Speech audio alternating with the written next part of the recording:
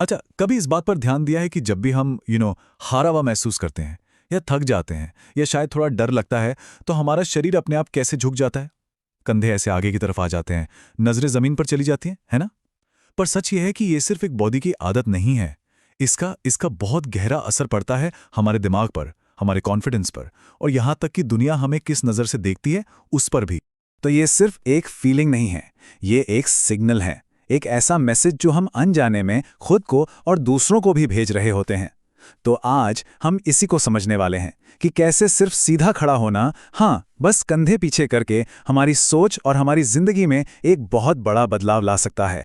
देखिए, ये जो बॉडी लैंग्वेज है ना, ये सिर्फ दूसरों के लिए नहीं होती।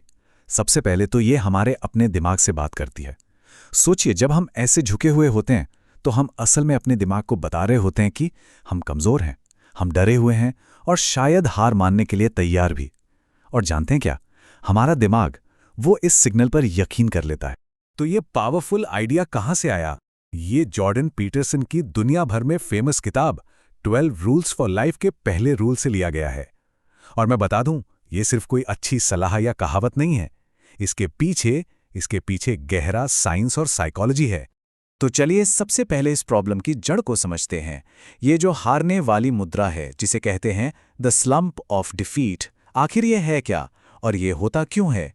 जब भी कोई खतरा महसूस करता है या बहुत टेंशन में होता है या हार जाता है, तो हमारा शरीर अपने आप को छोटा और कमज़ोर दिखाने लगता है।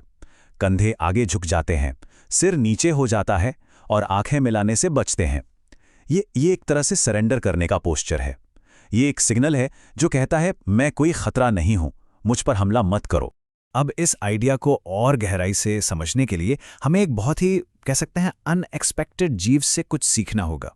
और वो जीव है लॉबस्टर।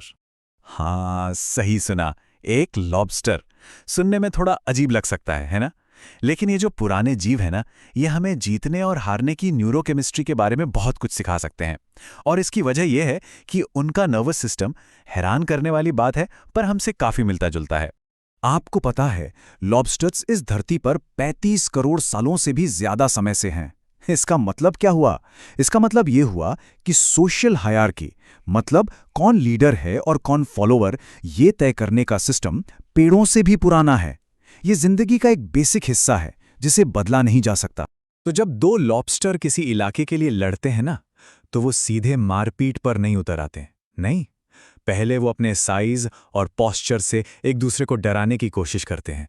और जब कोई भी पीछे हटने को तैयार नहीं होता, बस तभी असली लड़ाई शुरू होती है। और इस लड़ाई का जो नतीजा होता है, वो बहुत इंटरेस्टिंग है। जो लॉबस्टर जीतता है वो एकदम तनकर चलता है, लंबा और खतरनाक दिखता है। उसके दिमाग में सेरोटोनिन नाम का एक केमिकल बढ़ जाता है। और दूसरी तरफ जो हार जाता है, वो बेचारा सिकुड़ जाता है, झुक जाता है और कहीं छिपने की कोशिश करता है। और उसके दिमाग में सेरोटोनिन का लेवल एकदम गिर जाता है। तो सवाल ये है कि इस लॉबस्टर की कहानी का हमारी जिंदगी से क्या लेना देना? बहुत गहरा कनेक्शन है, क्योंकि यही सेम केमिकल सेरोटोनिन हमारे दिमाग को भी कंट्रोल करता है। तो ये सेरोटोनिन आखिर है क्या? ये सिर्फ एक केमिकल नहीं है। इसे आप कॉन्फिडेंस, खुशी और अच्छा महसूस करने वाला न्यूरोट्रांसमीटर कह सकते हैं।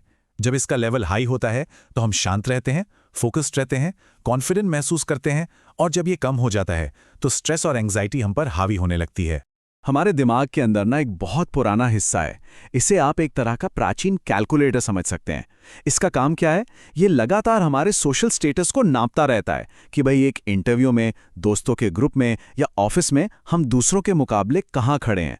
और फिर उसी हिसाब से ये हमारे सेरोटोनिन को ऊपर नीचे, और बस यहीं से हार का वो खतरनाक चक्र शुरू हो सकता है, जिसे विशियस साइकिल ऑफ डिफीट कहते हैं। ये एक ऐसा नेगेटिव फीडबैक लूप है जो हमें बस नीचे और नीचे खींचता चला जाता है। ये साइकिल काम कैसे करता है? सोचिए, आप हारा हुआ महसूस करते हैं तो आप झुक जाते हैं। आपका झुका हुआ शरीर आपके दिमाग को सिग्नल देता है कि आप कमजोर हैं।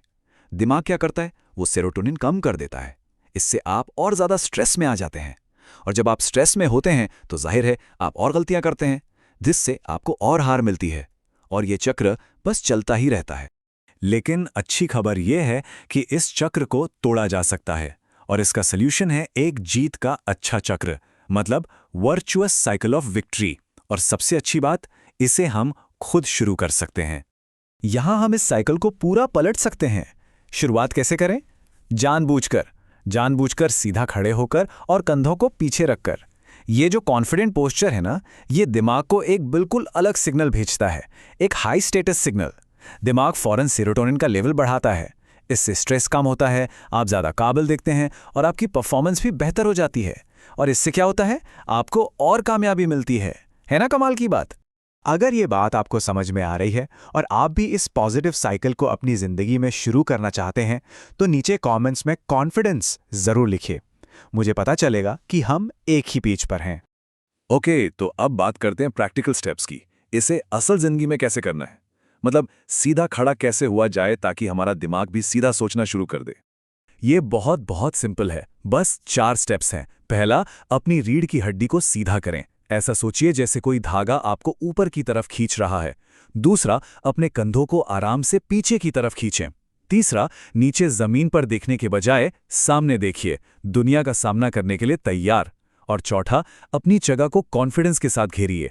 याद रखिए, ये सिर्फ दिखावा नहीं है, ये आपके दिमाग की वायरिंग को बदलने का प्रोसेस है। तो इस पूरे रूल का जो निचोड़ है वो बस एक लाइन में है। आपका शरीर लीड करता है और आपका दिमाग उसे फॉलो करता है। अपने पोस्चर को बदलकर आप अपने दिमाग की केमिस्ट्री और अपनी सोच दोनों को बदल सकते हैं। तो आज के लिए सवाल यह है कि आज आप किस एक चैलेंज का सामना अपने कंधों को सीधा रखकर करने वाले हैं। हो सकता है वो कोई मुश्किल मीटिंग हो, कोई ज़रूरी फ़ोन कॉल हो, या बस आज का दिन थोड़ा मुश्किल लग रहा हो। जो भी हो, इसे जानबूझकर करिए और महसूस करिए कि क्या फ़र्क पड़ता है। अगर इस एक सिंपल से रूल ने आपको कुछ नया सोचने पर मजबूर किया है, तो इस कोशिश को एक लाइक ज़रूर दें।